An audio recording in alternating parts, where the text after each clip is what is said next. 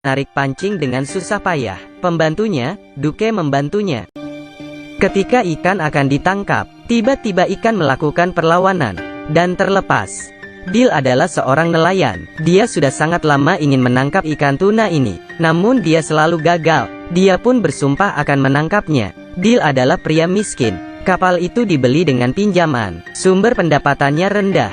Hanya mengandalkan tante ini, Dill menggunakan tubuhnya untuk menghasilkan uang. Setelah menjual tubuhnya ke si tante, tante memberikan sejumlah uang padanya. Kemudian pergi ke laut memancing ikan tuna. Namun hasilnya tetap nihil. Dill yang putus asa pergi ke bar dan bertemu dengan seorang wanita yang bernama Karen. Dia adalah mantan istrinya. Alasan perceraian mereka karena Dill miskin.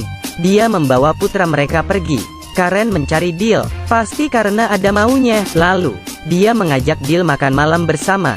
Dill menolaknya, tapi tetap membawanya ke kapal. Ternyata Frank, suami Karen, seorang psikopat, sering memukulnya. Dia dan anaknya tersiksa setiap hari. Dill berpikir Karen sudah berselingkuh, dan dia tidak ingin peduli dengannya. Karen berkata, Frank akan datang memancing, berharap Dill bisa membawanya ke laut, kemudian membunuhnya di tengah laut. Jika semuanya berjalan dengan baik, dia akan membayar $20 juta padanya. Dill bukan seorang pembunuh. Saya suka memancing tuna. Dia tidak akan melakukannya, apalagi harus membantu mantan istrinya. Karen pun diusir.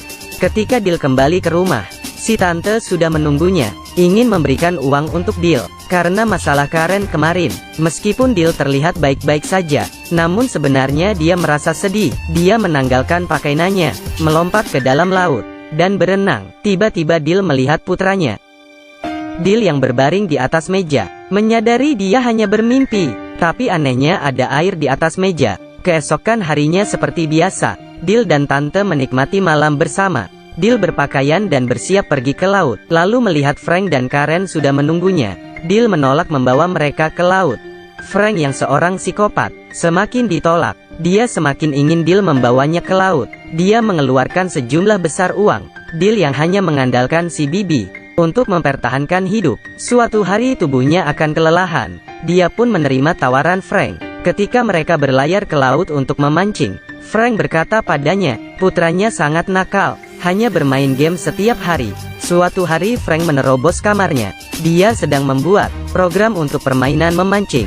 Frank bertanya padanya, mengapa dia mengurung diri di kamar. Jawaban putranya mengerikan. Berkata dia sedang memiliki dua rencana, bagaimana cara bermain game dan cara membunuh Frank. Mendengar perkataannya, Frank memukuli putranya dengan keras. Akhirnya putranya mulai mematuhinya. Frank merasa senang menceritakan ini. Dill melihat pria di depannya, memikirkan tentang kekerasan yang dialami putranya. Dill memiliki sebuah ide. Tiba-tiba seekor ikan tertangkap. Seekor ikan besar. Dill berkata ini adalah ikan hiu. Ketika dia akan melepaskan ikan ini, namun Frank berkata dia ingin menangkapnya. Dia juga meminta Dill mengikat pancing di pinggangnya, karena hiu menarik kuat.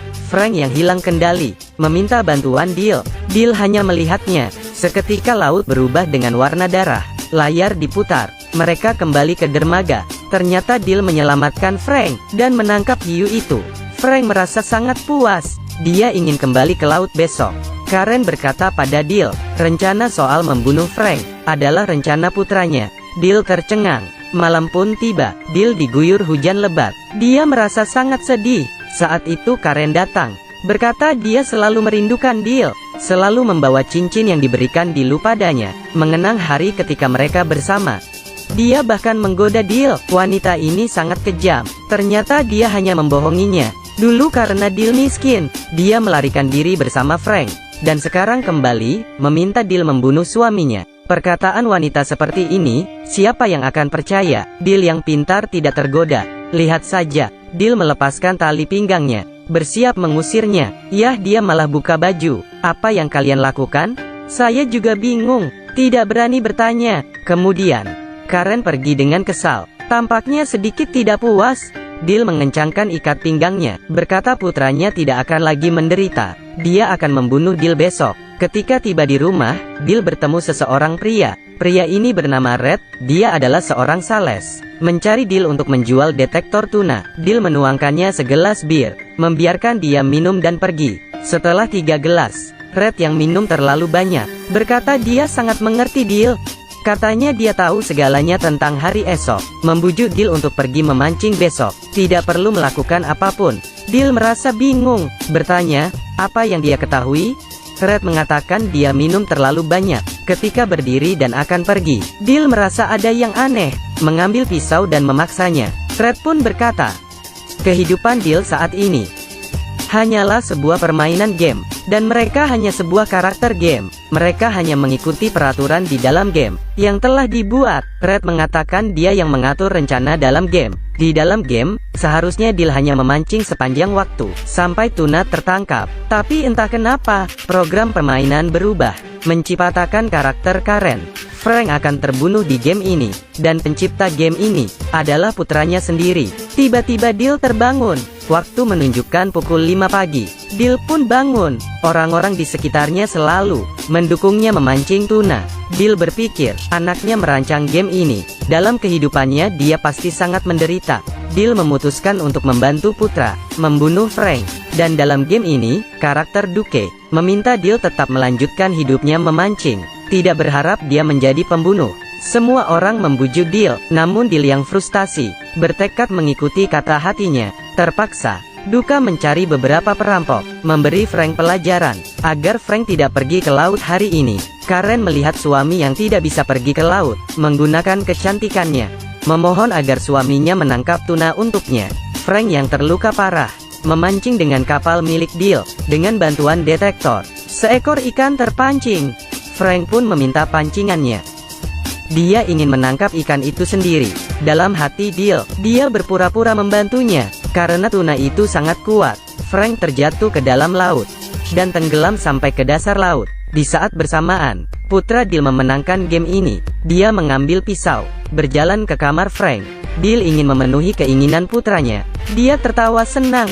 Di dalam gambar, kapal terus berlayar, sampai layar komputer semakin mengecil. Di dalam radio, membacakan berita, seorang remaja dituduh membunuh ayah tirinya, dan telah ditertangkap. Di dalam laci ada foto seorang pria. Dia adalah seorang prajurit. Dia telah meninggal 10 tahun yang lalu, dan dia adalah Dil. Akhirnya di dalam permainan, Dil bertemu dengan putranya. Mereka akhirnya bersama, dan film pun berakhir. Harus dikatakan, penulis skenarionya benar-benar memukau. Di dalam video, pemikiran Dil terakhir secara langsung memengaruhi putranya, menjadi sebuah kenyataan. Anda sebagai orang tua, Anda dapat menontonnya beberapa kali dan mencermatinya. Baiklah, sampai sini dulu filmnya. Jika Anda menyukainya, silahkan ikuti saya terus.